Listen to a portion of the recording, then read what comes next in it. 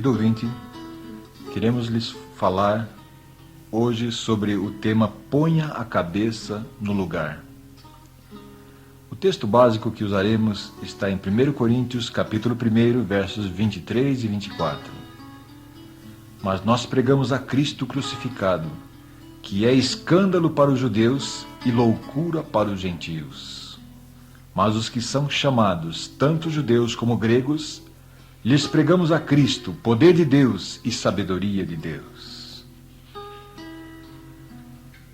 Nosso amado irmão André, da missão Portas Abertas, conta que quando de seus arroubos da juventude, como ainda não cristãos, ele foi para uma guerra, e nos campos de batalha, lutando como soldado de infantaria, ele notava um medo muito latente, de certo modo natural, nos seus companheiros de campanha. Todos tinham medo, muito medo lá no fundo de suas almas.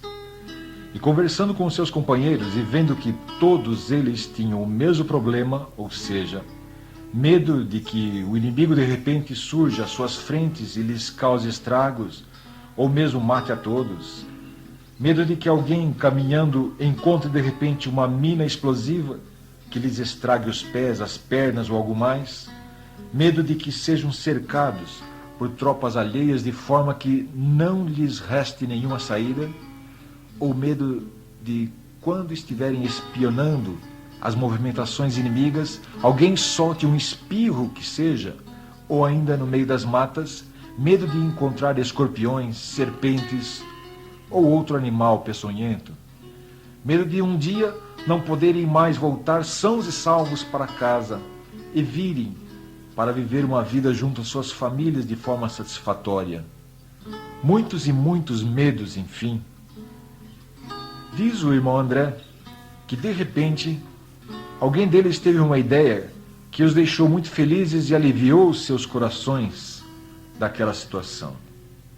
A vida com medo não é uma vida feliz. O medo é como o ar frio de uma câmara frigorífica onde alguém se acha ali preso, sem possibilidade de sair. Vai ameaçando, endurecendo os nossos corpos, vai confinando, cercando, envolvendo aos poucos, até que, por fim, aplique o golpe de misericórdia e sente então a pessoa que está totalmente amarrada e não consegue se movimentar. É isso que faz o medo. E é isso que Satanás quer nos fazer.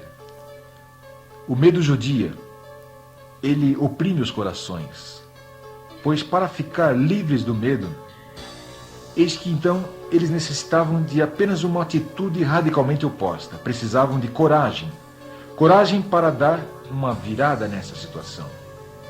Resolveram então ser um grupo diferente, resolveram que iriam escrever nos seus chapéus, sobre as suas cabeças, a seguinte expressão: fique esperto e perca a cabeça. Essa frase marcava bem a filosofia daquele grupo. Eles faziam as manobras mais loucas, mais ousadas e perigosas quanto podiam, arquitetavam as coisas que aos olhos humanos eram loucura e, pasme se quiser, não poucas vezes acabavam dando certo aquelas manobras estupefácias. Chegavam a ficar até famosos no seu exército. Quando alguém deles, em horas de lazer, encontravam com seus colegas de infantaria, logo percebiam a admiração que causavam, porque sempre alguém lhes dizia: ah, você é daqueles que ficou esperto e perdeu a cabeça? Só para desfecharmos essa história, nosso irmão André foi ferido em um de seus pés, na proximidade do tornozelo, e teve que ser retirado dos campos de batalha. Havia perdido a mobilidade de um dos seus pés e, sarando do ferimento, passou a andar manquejando e assim deu baixa no serviço militar. Um dia, ele recebeu Jesus Cristo em sua vida e o Senhor Jesus, com muito amor, o tomou e curou daquela sequela de guerra e lhe deu um coração novo, além de um novo tornozelo. Glória a Deus. Hoje, nosso irmão André desenvolve um trabalho de contrabando de Bíblias para o mundo comunista. O Senhor lhe deu vitória sobre o medo e a sua missão é levar Jesus aonde o Senhor tem sido proibido de ser pregado. Mas eu queria falar também sobre o apóstolo São Paulo. Em 1 Coríntios capítulo 1, verso 21, Paulo escreve que o mundo não conheceu a Deus pela sua própria sabedoria. E já que isto é assim, aprove a Deus salvar os crentes pela loucura da pregação. Muitos não têm sucesso na empreitada de pregar a palavra de Deus e não sabem como fazê-lo. A nossa experiência, porém, é que não podemos ficar somente dentro dos parâmetros que o mundo chama de coisas normais. O diabo, ele tem taxado algumas atitudes de crentes de ingênuas, ridículas, sem graça, bobas, imaturas, ignorantes ou até mesmo de desequilibradas. Para quê? Para deixar todo mundo amarradinho, sem brilho, sem destaque, sem novidade, sem alegria que exceda o corriqueiro, sem evangelho e sem salvação também. É isso que ele faz pelo medo. Disse o autor de Romanos: não vos conformeis com este mundo, mas transformai-vos pela renovação da vossa mente, para que experimenteis qual seja a boa, agradável e perfeita vontade de Deus. Romanos 12, 2. O fato é que todos temos que chegar a entender que Jesus, o Cristo, venceu o pecado e a morte com a sua própria morte. O judeu não tem cabeça para entender isso. Ele queria, o judeu, um Salvador que não mostrasse nenhuma fraqueza e assim nunca morresse, e que o seu Messias nunca fosse um Messias sofredor. O Senhor Jesus, porém, ele não está preocupado com conformar-se com o que os homens esperam dele. Ele é o Senhor e ele faz as coisas à sua maneira própria. Todo pecado faz o homem abominável diante de Deus, e todos pecaram. Fizeram-se todos despojados da glória de Deus. Para ser o Salvador da humanidade, era preciso morrer. E Jesus, sem pena de si mesmo, ofereceu-se para morrer numa cruz, e ali matou os meus pecados, substituindo-me naquele momento. Que maravilhosa loucura! Deus se despojou a si mesmo, de sua majestade, de sua glória, da sua inculpabilidade, assumindo forma humana, e ele tomou as minhas chagas, ele tomou as minhas cargas, os meus pecados, tomou a minha sentença e tomou a minha morte sobre si, e sendo Deus, resolveu que teria que morrer numa cruz. Escândalo para os judeus. E se disséssemos para os gregos, se disséssemos isto para os sábios e filósofos gregos, que diriam a nós? Diriam talvez que Deus não é louco. Diriam talvez que nós é que estamos ficando loucos. Diriam talvez para deixarmos disso, porque Deus nunca perde a cabeça. Eles acham que Deus não tem tempestades mentais e a sua cabeça não entra em parafuso. De fato, Deus não é e nem nunca enlouqueceu. A sua cabeça está bem firme no devido lugar.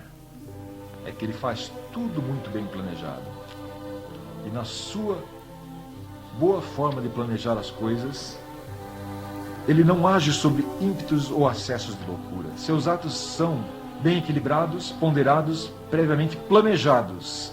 Os seus caminhos, porém, são insondáveis. E aquilo que nos parece ser a maior loucura é a sua coragem arrojada que confunde os sábios desse mundo. Nas palavras do apóstolo São Paulo aos Coríntios, para os que são chamados, tanto judeus como gregos, lhes pregamos a Cristo, e Cristo, para nós, é o poder de Deus e sabedoria de Deus. 1 Coríntios 1, 24. E se uns não entendem a atitude arrojada de Deus dando seu Filho Jesus numa cruz, saiba que outros recebem essa verdade com muito gozo, com muita alegria, com entendimento, com uma festa dentro dos seus corações, dando boas-vindas ao doce, sagrado e corajoso Evangelho de Jesus, que diz: Jesus morreu por mim. Aleluia! Aleluia!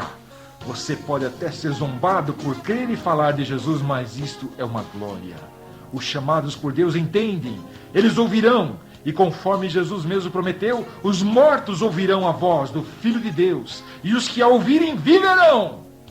João 25, do capítulo 5.